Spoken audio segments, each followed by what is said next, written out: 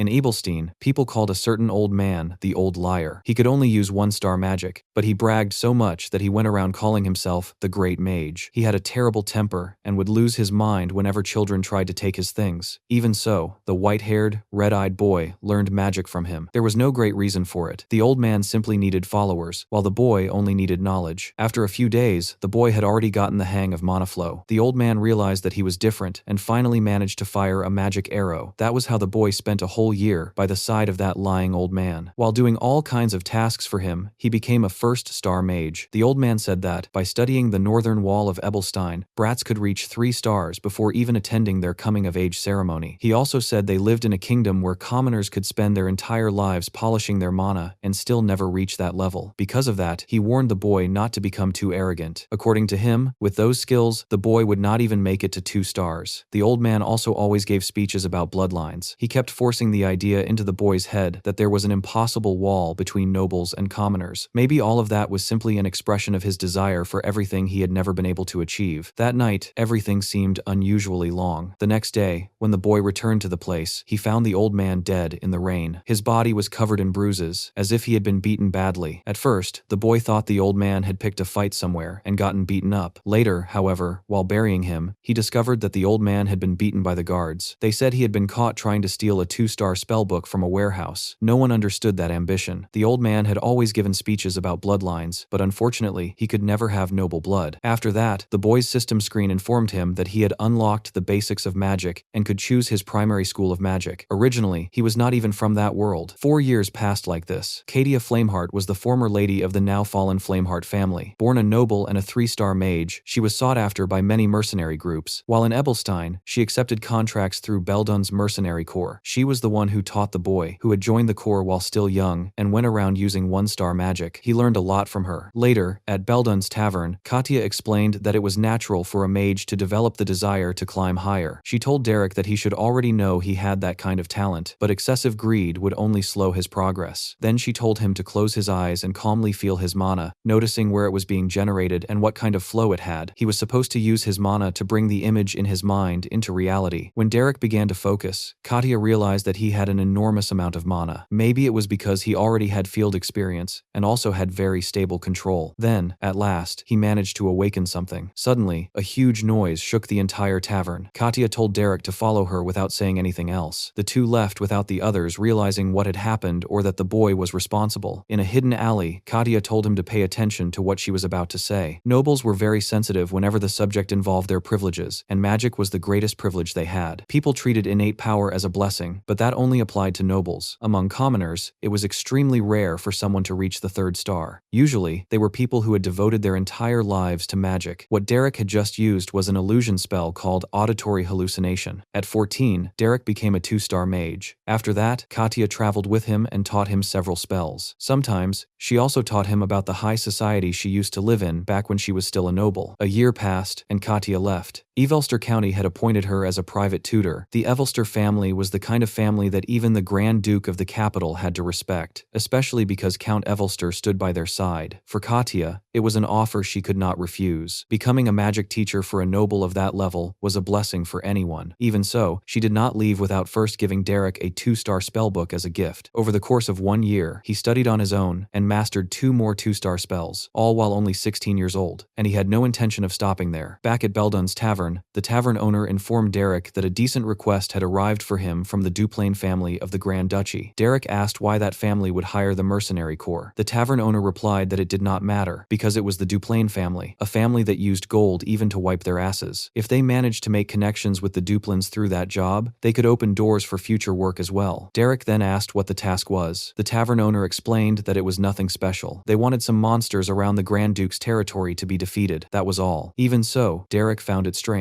Why would such a powerful family ask a mere mercenary corps to clear out monsters? Because of that, he asked the tavern owner to call someone else. He did not take suspicious jobs. The tavern owner explained that if he could call someone someone else, he would. They needed a mage, and they needed a mage like Derek. He was the only one who could do the job. Derek still asked why they specifically needed a mage, and made it clear that he did not want to get involved in anything unnecessary. Then, the tavern owner tossed a gold coin at him. He said that it was not even the actual payment, but only an advance. Derek eventually gave in. Later, he met with the clients who had requested the mission. One of the men complained that Derek was just a child who had not even gone through his coming-of-age ceremony yet. He had heard that Beldun's mercenary corps had earned merit during the war, but now they were sending a child for that job. The tavern owner explained that the boy was the one they wanted, and that he was the best mage the tavern owner knew. Even so, the client ordered them to leave, making it clear that he would not trust the task to a child. The woman who was with him then approached and whispered something into his ear. After that, they said they could talk with Derek. Later, in the Duplain Grand Duchy, Derek easily showed his skills with magic and a knife, killing the many goblins that were terrorizing the territory. He electrocuted the last one and informed the dispatch officer that he was finished. The clients were impressed. Derek had taken down so many goblins in such a short amount of time. When he returned to the tavern, his friend Pauline found out that he had taken a job for the nobles. She said he had become a noble's dog and that he was an idiot. No matter how poor or low-class commoners were, they should never become dogs for the nobles. The tavern owner asked if she did not want to know how much he had been paid. Pauline asked if it had been a silver coin. The tavern owner replied that it was not. It had been a gold coin. Hearing that, Pauline changed her mind and started telling him to crawl at the noble's feet too. Later, she got so drunk that she fell face first onto the counter. To Derek, the mission had been nothing special. They had simply killed some goblins and finished the job. Even so, he realized that the clients seemed to have money, but the three of them were definitely lying about something. The dispatch officer, who was also a noble, said he was looking for exactly three things: youth, strength, and social skills. However, he had none of the three. The woman who claimed to be a maid also seemed suspicious, because her hands were far too clean for someone who did heavy work. The trainee inspector also seemed to be hiding something. The tavern owner interrupted and reminded them that they were mercenaries. They did not need to dig too deeply into their clients, because they could end up causing trouble. The important thing was to do the job and get paid. Derek thought Jaden was right. That place was a jungle, and the only thing that mattered was making a living. Everything else was irrelevant. The next day, Derek and Jaden went on another extermination mission. They killed more goblins with ease, and this time the payment was 2 gold coins. That was truly impressive. The main client said that he valued Derek's skills greatly and wanted to trust him with another request. This time, the Grand Duchy would pay no less than 15 gold coins. Derek replied that this was exactly why he did the work, so he was taken to the Duplain Grand Duchy itself. Before entering, the man accompanying them introduced himself as DeLong, the Grand Butler who served Grand Duke Duplain. He apologized for hiding the true nature of the job. The woman also introduced herself. Her name was Katarina, the head maid who served the Grand Duke. Jaden introduced himself to her as well, saying they had been very rude for not doing so earlier. He explained that he was Jaden, captain of the Rohel Mercenary Corps. Derek realized that they were not dispatch officers either, and that she was not a simple maid. He had already expected something like that. What caught his attention was that their rankings were quite high. Then, the last woman, who had been wearing a hood until that moment, revealed her long hair and introduced herself as Aisline Eleanor Duplain. She explained that she wanted to appoint Derek as the magic tutor for her younger sister, Diella. Derek already knew that story about becoming a noble's tutor. At that moment, someone entered Grand Duke Duplain's office. It was his son, Reg, who, according to his own father, was not behaving with much dignity. Reg replied that his sister needed to act with more dignity because she had gone too far and was now even touching the people they had hired. The other blonde man in the room told Reg to lower his voice, reminding him that he was in the middle of a conversation with his father. Reg explained that more than 10 servants had quit that month alone, and that Diella broke things whenever she felt like it. He then asked how long his father would keep turning a blind eye to that disgrace. The other man said that enough was enough, but Reg continued. Even if Diella was useless, they still had Aisline. According to him, it was time to let her leave. His father replied that the decision was not his to make. Reg even asked the Grand Butler to look for a monastery. The facilities were good, and many noble children came and went from there. Instead of continuing to be treated as a burden, maybe it would be better to send her to that place. The father then grabbed his son by the head and slammed his face against the table, making it clear that the decision was not his to make. Reg only replied that when the time came to decide, his father should make the right decision. When Aisline asked Derek if he knew Diella, he replied that he only knew her from the Duplain family records because she was not very well known to the public. At that moment, Valerian and Reg left the office. Aisline explained to Valerian that her experience in Ebelstein had been great. He only replied that the two of them should talk later. Reg was still a little bruised, while Derek studied the whole situation with his cold eyes. As soon as they reached the Grand Duke's office, Aisline told her father that she was relieved and that she had done well in Ebelstein. She then introduced Derek as her tutor and explained that he would take care of Diella. Her father did not seem very excited about it. Even so, When they were about to leave, he asked Derek to stay. He then introduced himself, saying that he was also only 16 years old and could use a little one-star magic. The Grand Duke admitted that he had no reason to doubt that, but reminded him that humility was not always a sign of virtue. Derek realized that his words would not fool a 5-star mage and apologized. The Grand Duke replied that it was fine and that he knew why commoners behaved that way. According to him, being too talented could eventually eat away at a person. Given his age and clothes, Derek really did not look suited to be a tutor. He explained that he was actually a mercenary. The Grand Duke replied that, since Isoline had chosen him, he would not interfere. He would grant Derek access to the annex where Yahello lived and allow him to leave, accompanied by a maid. Before leaving, Derek asked one final question. He was a mercenary, and whenever he accepted a commission, he considered it his duty to see it through to the end. If the mission was to make Yahello learn magic and enter high society as a proper noblewoman, then Isoline had hired him for that purpose. For that reason, he made a sincere request to the Grand Duke. Meanwhile, Yahello was once again breaking more dishes while standing beside a maid and intimidating her with her power. She ordered the filthy maid to get out of her way. At the same time, Jaden was in a reception room with Isoline and asked why she had chosen Derek specifically. After all, there should have been a line of people wanting that position. On top of that, a commoner would have a very hard time working as a noble's tutor. Isoline replied that she had tried almost every famous magic teacher on the entire continent. In the end, all of them had given up. Because of that, she decided to look for people who could use magic but were in desperate circumstances. Derek had a background as a mercenary, but he seemed to know a little about how nobles behaved. Jaden explained that Derek's teacher was a fallen noblewoman who had once been very successful. He had learned a lot from her. Isoline replied that she had figured it was something like that. She thought Derek was far too refined to be just a mercenary and believed that maybe he could control Yahello. Jaden, however, replied that Isoline was not very good at judging people. Derek was a mage who had grown up on the streets and worked as a mercenary before he had even reached adulthood. Then, he asked if she really thought he had survived just because of refinement and kindness. After some time, Derek was guided to the room of his new student. He introduced himself and asked permission to enter. As soon as he stepped through the door, Yahello threw a bucket of some unidentified substance into his face, and it was probably nothing pleasant. Yahello said that it was disgusting and that she had thought some sewer rat had gotten into her room. Then, she asked if he was a mercenary. After looking at him more closely, she decided that maybe he really was a rat. She climbed onto the chair and threw another bucket of the same substance onto his head, probably dirt, as if she wanted to bring back memories of the poor city where he had been born. She even said that gutter water suited him. Even so, Derek continued staring at the girl with a cold look. That only made her even angrier. Yahello told that rat to know his place because someone like him would never be able to teach her anything. Meanwhile, the Grand Duke remembered the conversation he had had with Derek. He explained that the boy was only there because Yahello's problem could not be solved easily. Then, Derek asked the Duke how much authority he was willing to grant him when it came to teaching Yahello. At that moment, Derek stood up and slapped Yahello across the face. Then, he told her to get up because there was more to come. 3 years earlier, while Derek was still traveling around with his teacher, Katia, he had asked what she would do if she had to teach a stubborn student who did not value kindness. Katia replied that she would try to understand the student, welcome them, and accept them. Derek thought that was far too idealistic and said that it did not work that way. Katia, however, explained that the essence of teaching was guiding a student toward a better direction. If it was impossible to communicate through understanding, then a different starting point had to be found, even if that meant instilling fear. That was exactly what Derek did with the girl. He ordered her to treat others with consideration and respect, and made it clear that he did not want to have to repeat himself. Yahello slapped him back, and Derek slapped her again. He explained that he also did not want her to say things twice, and that, when dealing with other people, she needed to act with consideration and respect. Of course, Yahello screamed for the Grand Butler. Delon entered the room completely shocked by what was happening. However, Derek showed him a document. It was an authorization from His Grace, the Grand Duke, granting him full authority over Yahello's education and allowing him to use any method he considered necessary. The Grand Butler confirmed that the document was genuine. Later, Valerian confronted Derek in his room and asked how he dared hit Yahello. Derek simply replied that the Grand Duke had allowed it. Raig stopped Valerian and said that Derek was a guest whom Isoline had brought there. If Valerian acted that way, he would end up hurting her position. Besides, their own father had allowed it. Valerian replied that Raig should not interfere either. When he left, Raig said that he had also heard about what happened, but told Derek not to worry. Valerian would not go too far. When the boy left with Valerian, Raig was left wondering why he had agreed to take care of such a hopeless case. Valerian took Derek to the room Yahello used when she stayed in the main house. The room had been left exactly as it was before, with all her toys, dolls, and paintings. Yahello used to draw, and whenever someone asked to see her drawings, she would become happy. However, she had never finished the painting that was still sitting on the easel. Valerian also apologized to Derek for what had happened earlier. He became quite emotional, but Derek replied that there was no need for that. Even so, he asked why he had been brought there. Valerian explained that he only wanted to show that Yahello was not a child who deserved to be despised or beaten. At some point, however, she became overly obsessed with her own bloodline. In the end, she was expelled and locked away in the annex. Valerian did not know why she had changed that way. He also explained that he had been trying to stop her from being sent to a monastery. If Yahello could learn even one-star magic, maybe he could somehow convince their father. That was why he asked Derek to save Yahello. Derek, however, picked up a book from the shelves and looked at the notes in the margins. To him, that showed that Yahello had not given up on magic. All the books in the room were about theory, schools, and regulations, the subjects nobles usually studied. After looking at the whole room, Derek realized that something was wrong. He then told Valerian that he would try to save Yahello. Even in the middle of the night, Derek woke the girl by throwing a bucket of cold water over her, this time literally, and dragged her through the halls without letting the servants interfere. Yahello screamed at the commoner to take his dirty hands off her. When they reached the outside area near the forest, Derek threw her to the ground and asked if she wanted to hear something interesting. He had no intention of teaching her. He simply liked beating arrogant nobles. For someone from the bottom, there was no reason to like them. The whole tutor story was just an excuse to beat nobles like her. Then, Derek drew his sword and asked if she knew how beautiful the screams of those nobles were. Yahello replied that he would never be safe again if he did anything to her. Derek replied that she was going to be sent to a monastery anyway. No one would believe anything she said. If something serious really happened, he could simply apologize. A commoner's life was worth much less than hers, or he could just run away, and everyone would quickly forget about him. In fact, he would be doing her a favor by getting her out of that place. Yahello believed she was going to die right there and ran into the forest. She ran while branches scratched her and she jumped over roots, but Derek prepared a fireball that lit up the entire night forest. Yahello had not expected him to be able to use two-star magic. Derek threw the fireball, which burned everything in its path, and barely missed Yahello. He simply commented that, unfortunately, he had missed. Using the same feat she had used to humiliate him, Yahello tripped over one of the roots and almost got hit by a magic arrow. Derek kept firing and commented that the girl was fast, which was hard to believe for someone who spent all day locked inside the annex. She kept running, but Derek deliberately let her gain some distance. While Yahello ran through the forest, he stopped and focused. Then, he realized that this was the same forest he had seen in her paintings. Yahello had been running through that place since she was little, even without realizing it. She could feel the mana of nature around her and transferred that feeling into her paintings. Because of that, Derek already expected her to try attacking him with a stone when he got close. She actually did it, but Derek reacted quickly and disarmed her with his sword. Even so, he admitted that her spirit was admirable. Knowing that it would be difficult to escape the pursuit, Yahello chose to fight back. However, she ended up becoming desperate. She was on her knees and had no strength left. Derek asked if she had any last words. Yahello replied by asking what he thought. She was not going to apologize, much less crawl like a commoner like him. Then, Derek asked why she was so obsessed with bloodlines and nobility. Yahello replied that there would be nothing left if that were taken away from her. She had tried very hard to master magic, but no matter how much she practiced, it never worked. Painting had not worked out either. She had been removed from everything. There was nothing left except her bloodline. If even that disappeared, she would disappear too. Derek concentrated his mana into his sword and said that he had heard enough. It was time to die. However, as soon as he struck, a barrier of ice thorns blocked the blade. Derek put away his sword and said that she had done a great job. Then, he apologized for being rude. It might not even truly be considered magic since it was only a manifestation of mana, but Yahello had still managed to do it. She began crying and completely broke down. Later, Derek explained that Yahello belonged to the wild school. Most nobles learned through the school of regulations. In essence,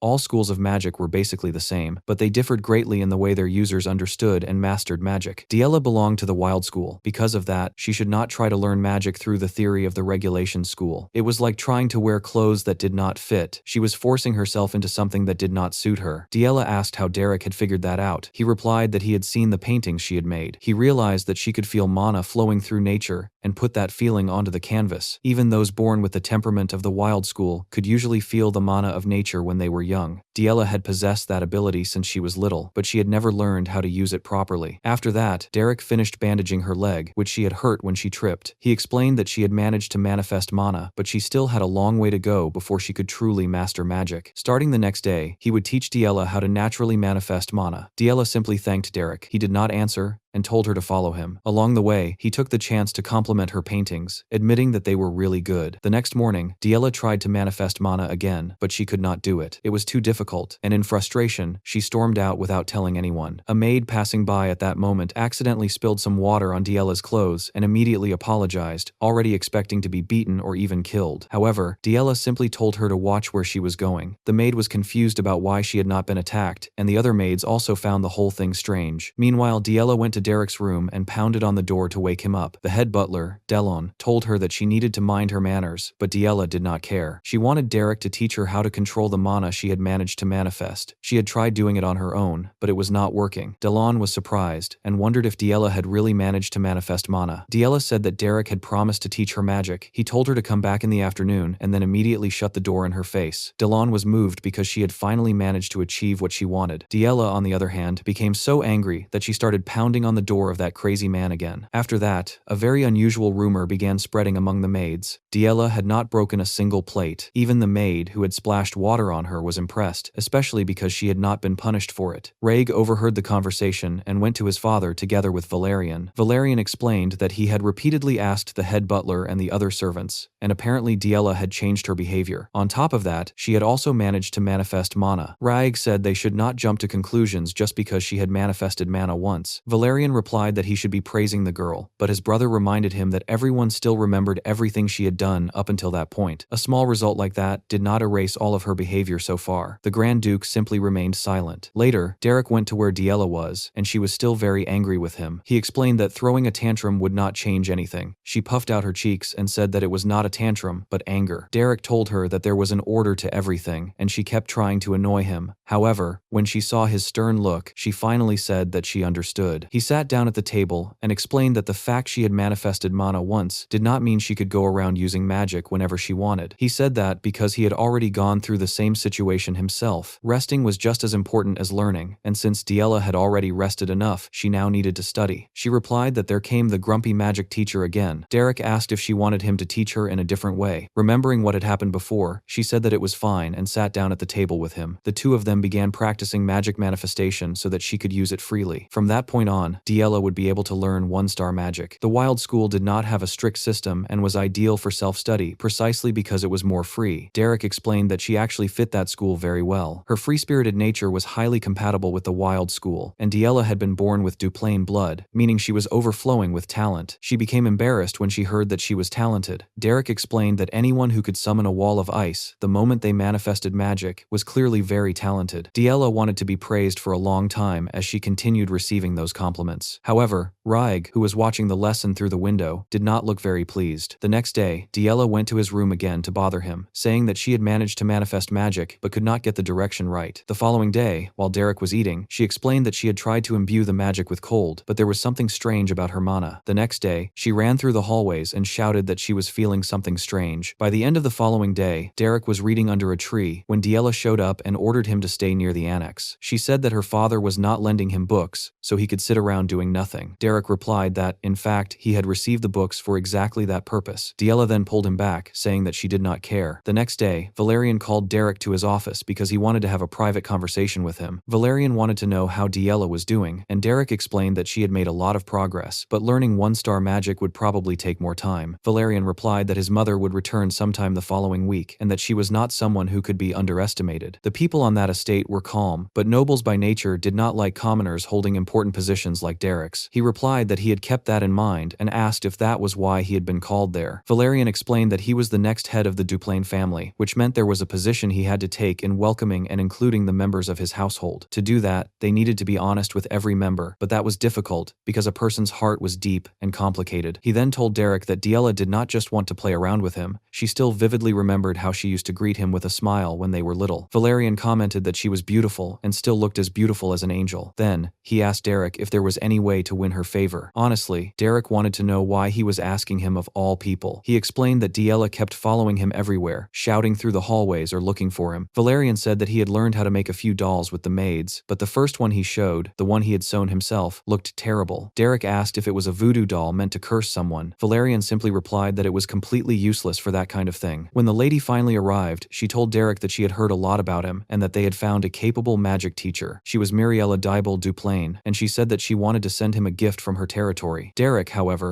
replied that he was not affiliated with any house because he was just a commoner. That left Muriella completely shocked. Apparently, she was allergic to poor people. A week earlier, Iseline had left, telling Derek that she needed to take care of a few more things in Ebelstein. Jaden had also left with her and asked them to finish everything quickly so they could return. If Pauline found out, she would make another huge scene. After the carriage left, Iseline realized that she had completely forgotten that her mother was coming back, and she had also forgotten to tell Derek. She was a little prejudiced, and she might even have looked like the goddess of fury herself. As soon as Muriella learned what had happened, she went to her husband's office to complain, asking if Diella's teacher really was a commoner. The Grand Duke replied that he could hear perfectly well and that she did not need to shout directly into his ear. Muriella reminded him that this was Diella, his beloved youngest daughter. The Grand Duke explained that he did not exactly like appointing commoners to important positions, but all the well-born teachers had already thrown up their hands and given up on teaching Diella. Muriella replied that even so, he had accepted a man who used to live among mercenaries. The Grand Duke explained that finding a decent magic teacher was not easy, and that Derek had been recommended by Azeline herself. She insisted that there was a certain standard to follow, and asked if his younger brother could not take care of it instead. Since Diella had also manifested magic, teaching her should be easier now. The Grand Duke asked if she wanted to take the person managing the territory and turn him into a private tutor. Ebelstein would complain if things continued that way. Muriella asked if he was talking about Ebelstein's social circle. In her view, things did not work that carelessly there. It was a battlefield there too, and socially, a teacher mattered more than anything else. A commoner without a family name would turn Diella into a laughingstock among high society. Valerian, who had been listening to everything, entered the office and asked his mother to calm down. He explained that she had only just returned home and was already starting a fight. Even so, Muriella told him to get out of the way because she could not simply let the situation slide. But Reg appeared and said that, in the end, the question was whether that commoner mage really had what it took to be a teacher. It was unusual for a commoner to become a magic teacher,